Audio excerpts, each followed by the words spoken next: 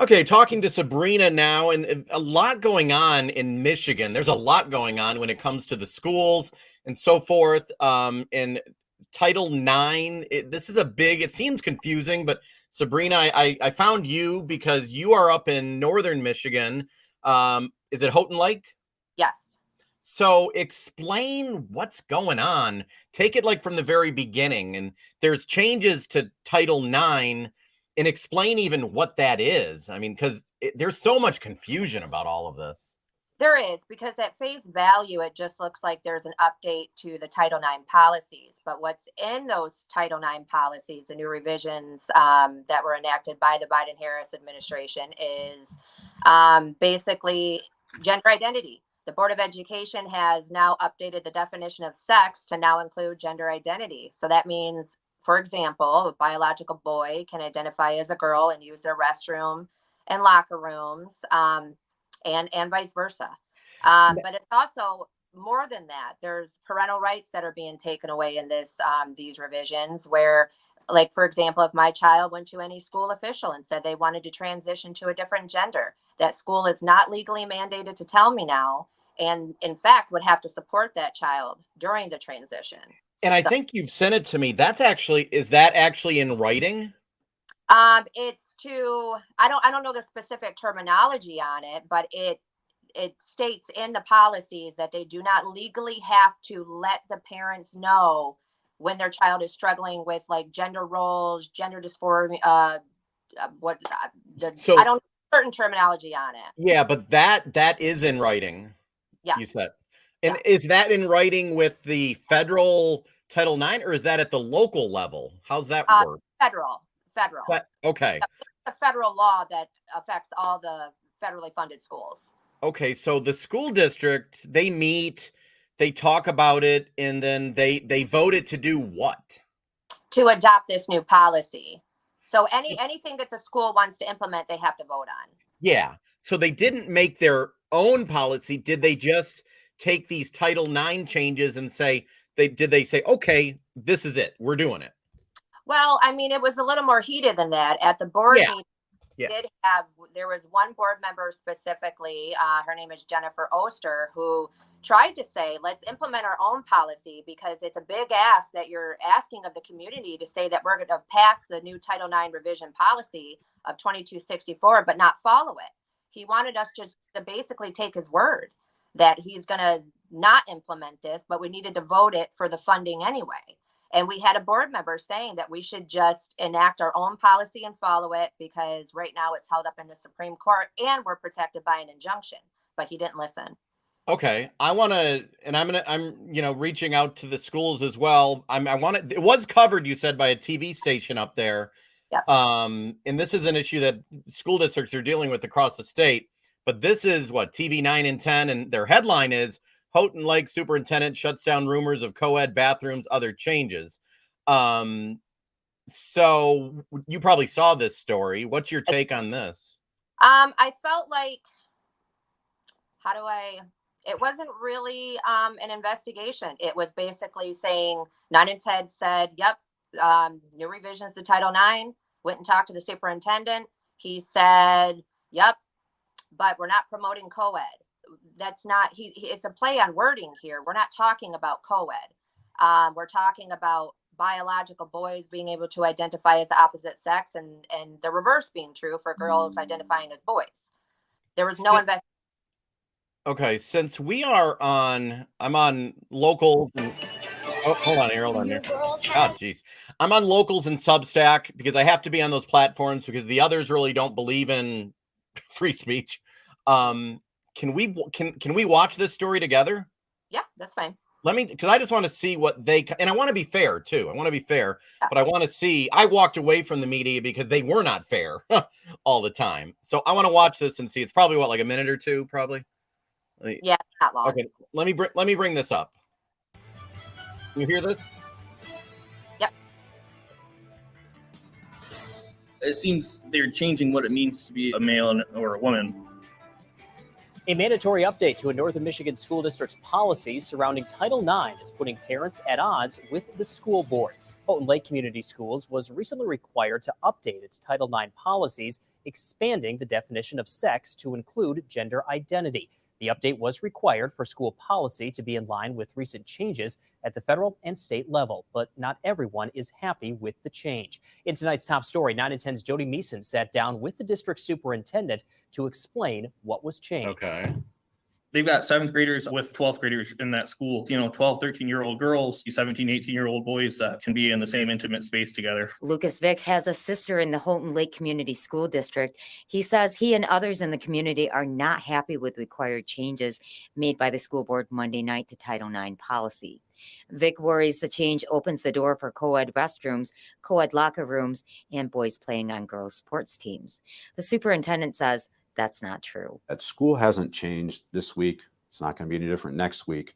We don't have co-ed bathrooms. We don't have co-ed locker rooms. We don't have boys playing on girls' teams. Superintendent Ben Williams says the district has ways to implement the new changes without having co-ed spaces. Social workers, counselors, we have single-use restrooms in our health clinic and our guidance office throughout the building where students who are uncomfortable using a general bathroom that they can use, and that is the bathrooms that they have been using. The MHSA does not allow boys to play on girls' sports teams. That's statewide. The district has no ability to navigate or change that rule. Interestingly, though, girls can play on boys' teams. So, for example, we have a fabulous female athlete playing football. Still, Vick says he hopes the school board reconsiders the changes. A lot of family members are planning to pull their children out of class on the October count day where the school counts all the students and that helps decide how much funding to get from the federal government. The superintendent says he understands parents have concerns,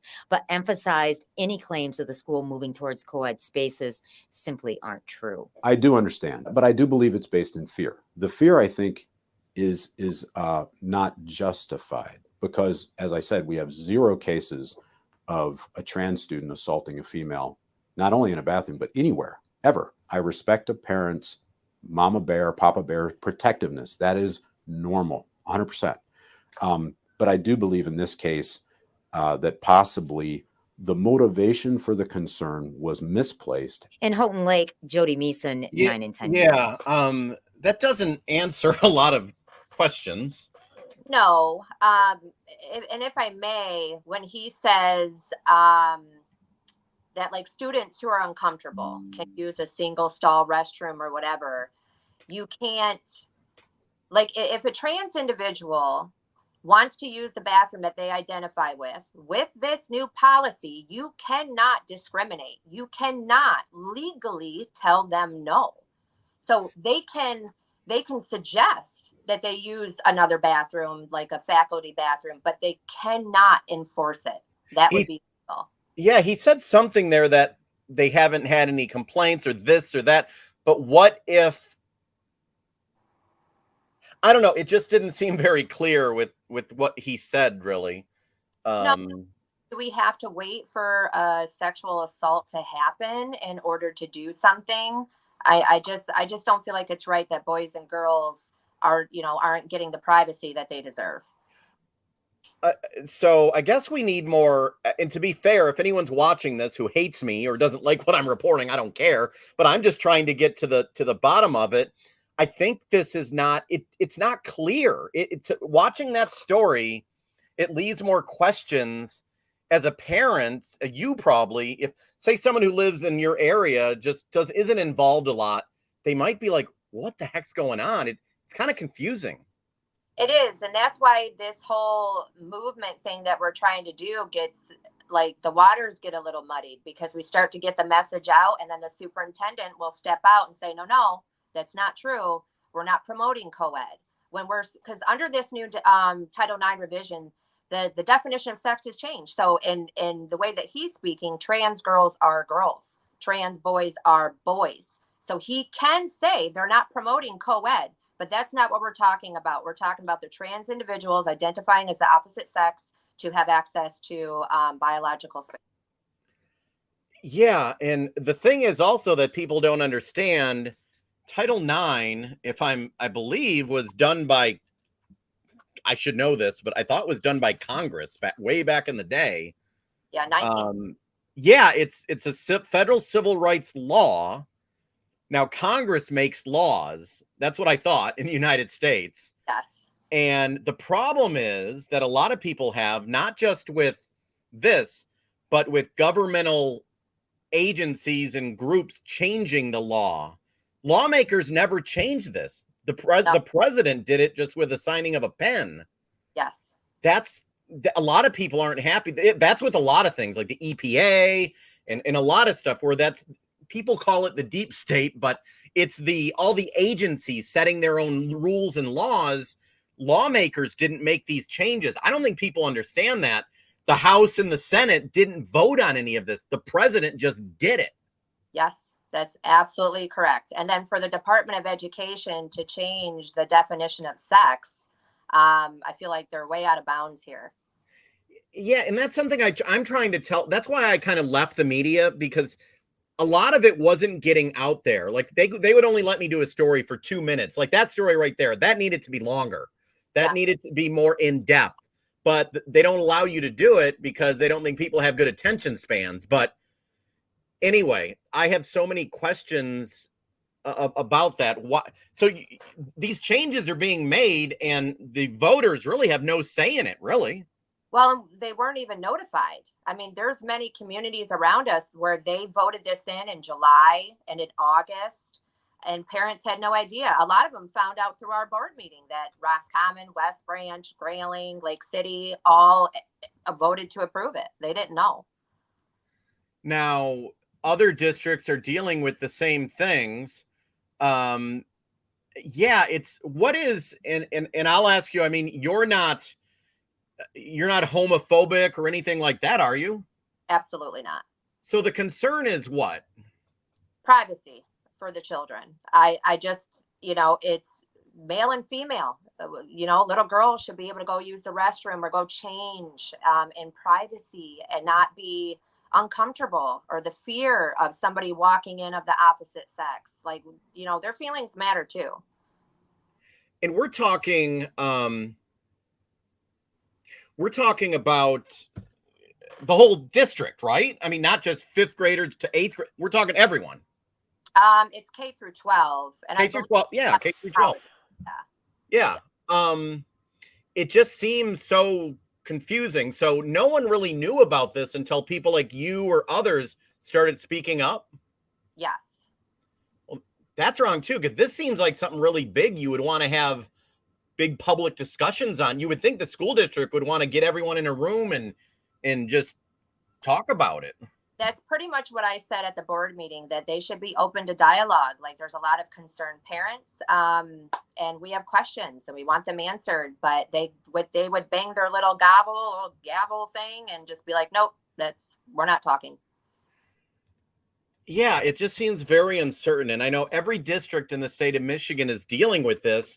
And I assume the superintendent, their lawyers probably involved, because every school district's scared of being sued. But you're going to be sued from, I talked to one superintendent, and he said, I don't know what to do. I'm scared of getting sued on that side and on that side. So it sounds like the Supreme Court, this is in the Supreme Court, right? Or headed to the Supreme Court? It's there now. So it sounds like something. August 17th, Supreme Court maintains block on Biden administration new Title IX rule. Oh, they declined to let the administration enforce portions of the rule. Okay, so it's in the Supreme Court's hand. It sounds like something needs to be done because there's so much confusion. Well, and it's putting everybody into a bad position. It's creating a lot of divisiveness in small communities. I can only imagine how it is in the bigger ones. For the school district to be put into this situation by the federal government is quite concerning. To constantly try to teach gender roles and that kind of stuff. I mean, it's school. We need to get back to the basics. We don't need this. Yeah, it's and like I was saying, it's just. And what about the younger kids? They may not even kindergarten, first, second grade. They probably they can't understand any of this probably. Oh, I would not imagine that they could. Wow. So apparently it's passed. What can you do? I heard you're going to be having, people speaking up, maybe a march. what can you just keep the pressure on? That's what we're going to try to do. One of the problems I have is that big events happen and then it just kind of gets memory hold real quick. So I'm trying to be super annoying on Facebook, constantly post about it just to keep it fresh in everybody's memory. We are doing the student walkout with the protest tomorrow, which will be very peaceful, very classy. Okay, and that was on Monday, because this is airing today is Thursday, so that'll had happened on Monday. And then after that, you're still going to, because you're not the only district dealing with this. Every single district is dealing with it. Yes, we've heard of cases that are happening in Vicksburg. We're actually going to try to maybe see who their legal representation is there, see if maybe they can help us here. It's hard, especially in a small town. You know, I own a business, and when you speak up about these things, you're instantly labeled as homophobic, transphobic. I'm a bigot. I'm a racist. I'm not inclusive, and none of those things are true. Yeah. And you know, I want to go back to my main thing. Like, you know, this didn't have to be voted on. It, you know, we're covered with an injunction. Kalkaska, who's not far from here, they tabled theirs. Oh, really? Yes, they chose not to vote it in until they seen how it played out in the Supreme Court, which is what every school district should be doing. Well, yeah, I mean that would kind of make sense. Yes. Oh yeah, I'm looking at it right here. Kalkaska Public Schools tables policy 2264, and I think that might be, yeah, you're right. Okay.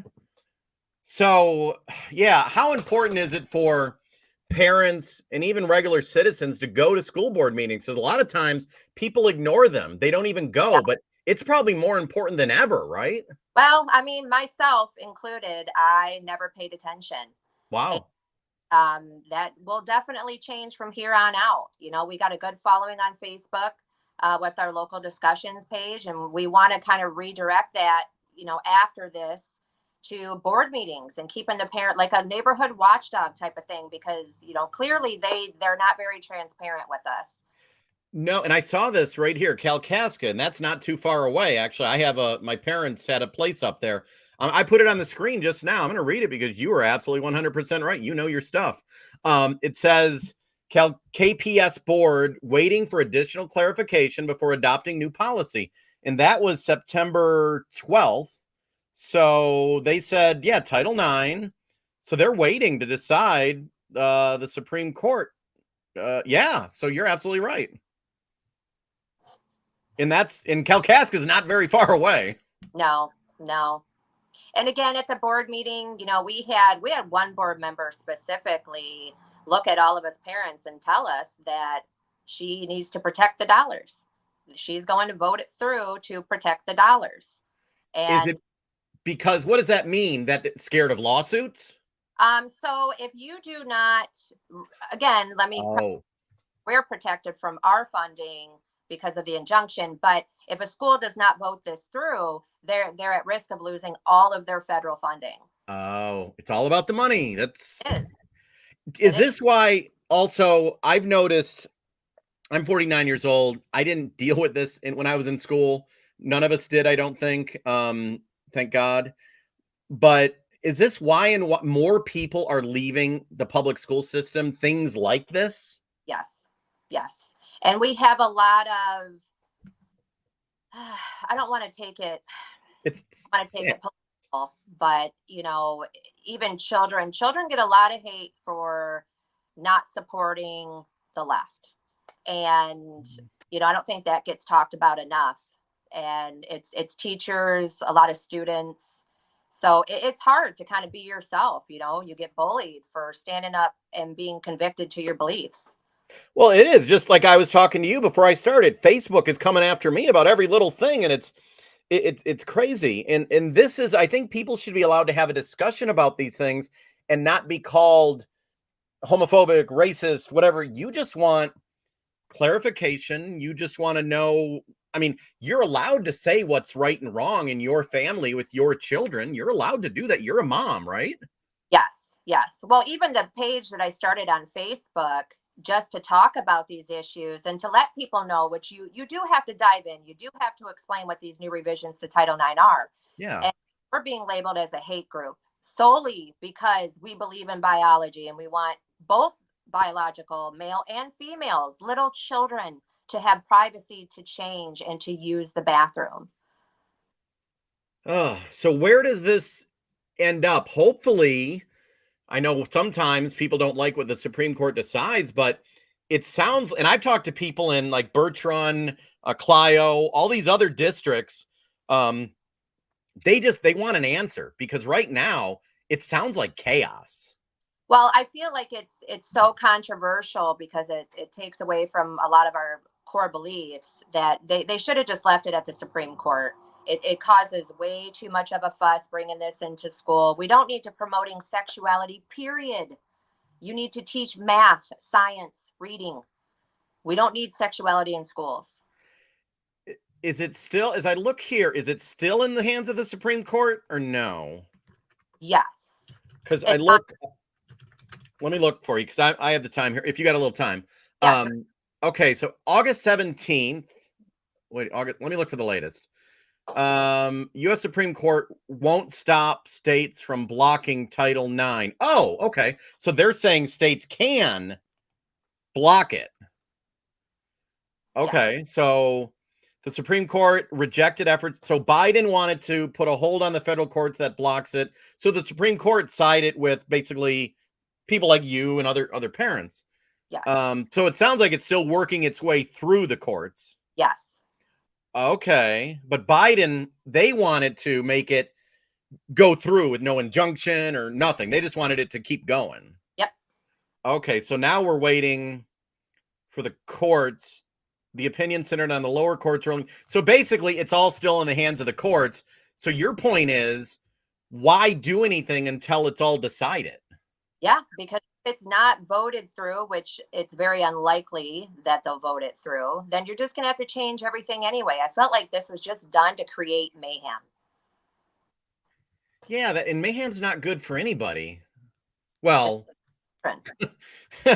well, I mean, and then we have the deal of what will the Supreme Court look like maybe next year, but that's a whole nother show. What advice, before I let you go, not only where you are, and it's a beautiful area up there, anywhere in the United States, I think they're dealing with this.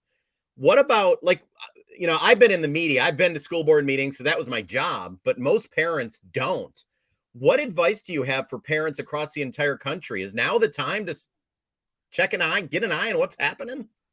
My advice would be to just pay attention. A lot of things are going kind of under the radar, and you really got to pay attention to what's happening. And if you're not okay with it, you need to stand up. I know it's hard. It's hard getting hate, being bashed online, but you got to do what's right. And the hardest things sometimes are, you get a lot of pushback for it, but it's worth Yeah. it. Wow. Okay. Well, bringing it out there, that's what I wanted to do. And I think people can have a civil discussion without calling people names. And I think that's something everyone needs to do, probably. Yes, I agree.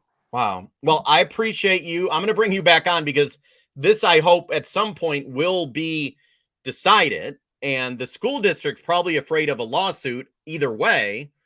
But like you said, if the other district, who was it? Kalkaska? Yes. They're waiting until the Supreme Court decides, it looks like. So, yeah, I don't know why the others couldn't do that. And they could have. I'm not sure. I really don't know the answer to that. Yeah. Okay. Well, I appreciate you. I'm going to have this out there and please keep me updated. I will, for sure. Thank you so much for having me on.